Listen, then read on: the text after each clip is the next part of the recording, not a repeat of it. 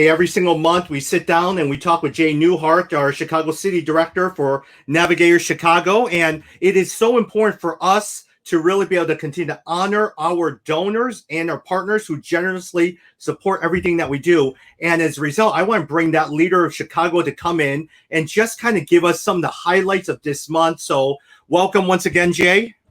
Thank you. It's great to be here, Tommy. Well, first of all, I did want to talk a little bit about it. This last month, there is just so much tension in the city, racial tensions, everything like that. How have you and Nav's team in Chicago processed it? What have some of the conversations looked like in the midst of your team meetings? Well, that's a really big question, and that's exactly what's going on right now. We still are in the middle of the COVID and the restrictions, and so we're not even able to sit together face to face. So everything that we're doing is like this. But then on top of that, now there's just this great awakening of the need for justice, to stand against racism. And so that also is felt very keenly by all of our people, all the people in our network and all of our staff. One thing that's, I think, especially a challenge, though, is that people have had different journeys so far. And so at this moment, some people are very eager to talk about it, and some people are like just worn out and not in a place where they can, really share what they're feeling. They need a little bit of space. So one thing that we did that was very fruitful is we asked Mika, one of our staff, to lead a time of forum time where we all came together. And it was so creative the way that she designed that. She gave to all the participants the name of one African American that was killed through racism in our country. And we researched that person and then showed up ready to empathize with that person and to share some of that person's story so that it could really sink in. And for me, she assigned to me a boy named George Stinney that was killed in Alabama.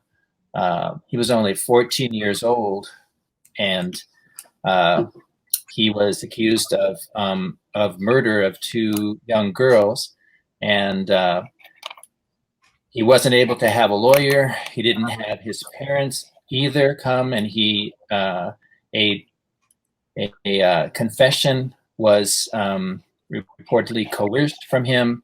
He was sentenced by an all-white male jury in about 10 minutes deliberation after a 2-hour trial where his defense lawyer didn't bring up any witnesses or cross-examine anybody. Anyway, that was in 1944. To make a long story short, it was just a ruthless miscarriage of justice for him. It was not a fair trial, which was later, after he was executed, many years after, it was finally, the sentence was vacated, giving some honor back to the family. But in the midst of that, just thinking about what it would be like to be him, or even to be his parents or his dad, one thing that was eye-opening to me was how angry I felt as his father, but then also how afraid I was if I put myself in the place of his father, because I knew that justice would not be on my side even if I tried to stop anything. So I felt, anyway, all that to say that as we shared and interacted, it was a very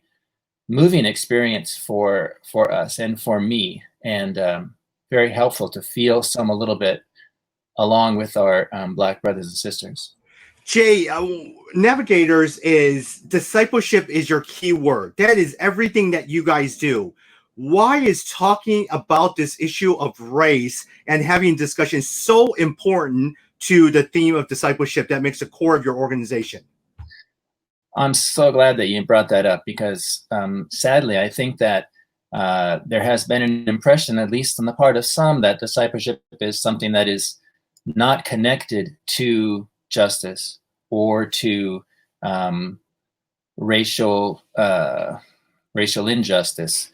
But in fact, Jesus, in order to believe in Jesus, we follow him. And if we're not following Jesus, including love your neighbor, then we're not making disciples of Jesus. And so in a time like this, where especially as people are really wrestling with things, we must be talking about it and praying with one another for reconciliation and asking God to examine our own hearts, and then stepping out in action as the Holy Spirit leads us, one by one, but also together as a group. And so this is, if we're not doing that, then we're not really making disciples of Jesus. Yeah. How do you see this conversation? I know you guys had a conversation with the team with Mika. What does this tangibly look like in the days or months ahead for your team in Chicago, or even what you guys are doing throughout the city? Yeah, well, one thing is that we'll have a couple more of those forums where we come together over the summer to share with one another and to learn together, but also to hear where every person is at and how we're all processing in this difficult time.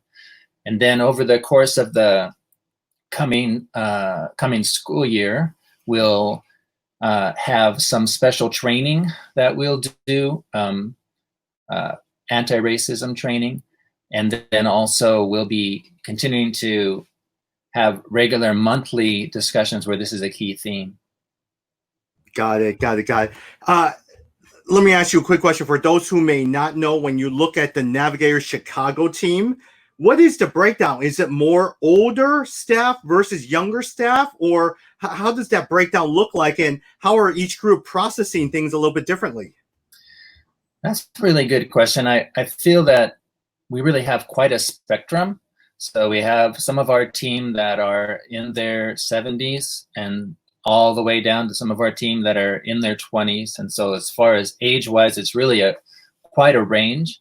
We have quite a few that are in their 20s, and then probably an average age might be 35, something like that.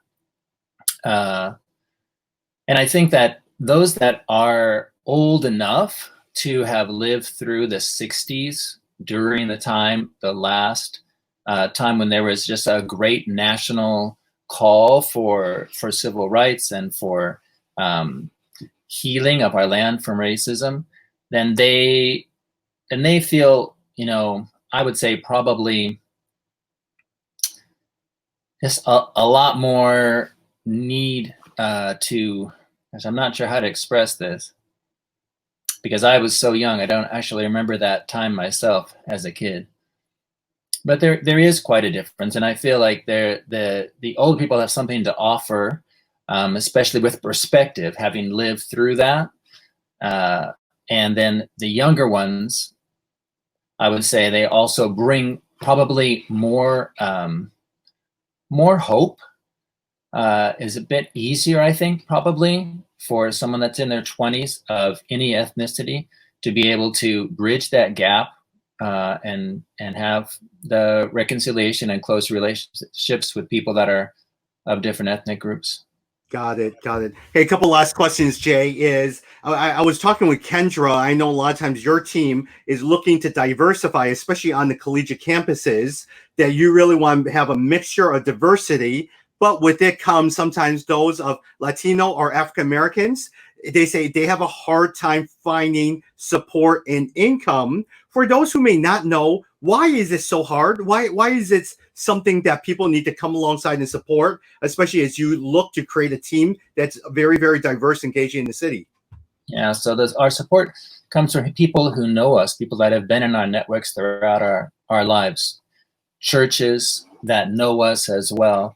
And so for somebody that grows up around a lot of middle-class believers, then they have like a good start to build that kind of network for support and people that will be giving and praying so that they can do the work with the Navigators.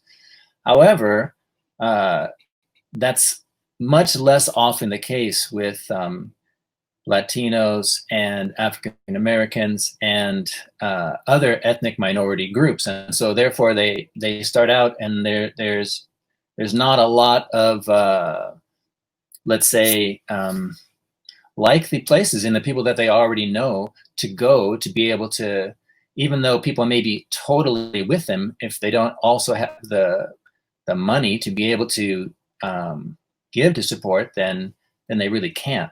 And so it leads to a much harder road for ethnic minorities in general.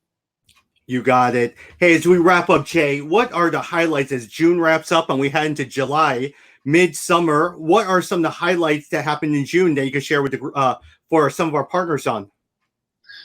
Well, we finished up the college work in the college campuses, and so everyone now is kind of getting started on summer, and so helping the students move into the summertime has been one thing that's been like a time of being able to connect. And because of COVID restrictions, it's more natural to connect even with people that aren't close by. So a lot of the students, or even international students that have gone home over the summer, are able to continue to be connected that way. So I've really been proud of our campus staff and IS International Student Ministry staff that have been making those connections.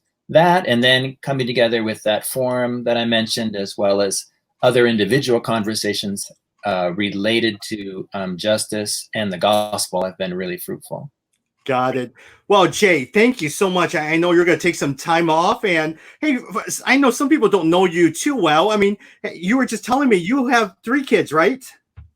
We have four daughters, and they range age of 29, almost 29, all the way down to 20. And so we're really, really blessed to have them. Now they're becoming adult. It's like a whole new world. Yeah, in fact, the older 2 are married. Just to let you know a little bit more about us, the older 2 are married. So Autumn is married to her wife, Mary, and they live in Oak Park, which is a suburb of Chicago. So it's really wonderful to be able to see them much more regularly than before when they lived in Brooklyn. And then Sierra is married to Danny, and they live in the city. Emily is going to be coming home in her transition just after graduating from Valparaiso University. She'll be coming home this Friday. And then Eva, she is going into her junior year at the School of the Art Institute of Chicago. And so she's also here at home with us. Good. Well, 2 out of college, 2 you still have to save up for college. So best of wishes to you, Jay. And hey, enjoy your vacation and some time off. Thanks a lot, Tommy. Hey, we'll talk next month. And every single month, we want to make sure we honor your gift and your partnership, and it's tangibly be able to share some of the things that we want to do to really be able to allow you to see what we're up to. So, Jay, thanks, and we'll talk next month. Sounds good, Tommy. Bye-bye.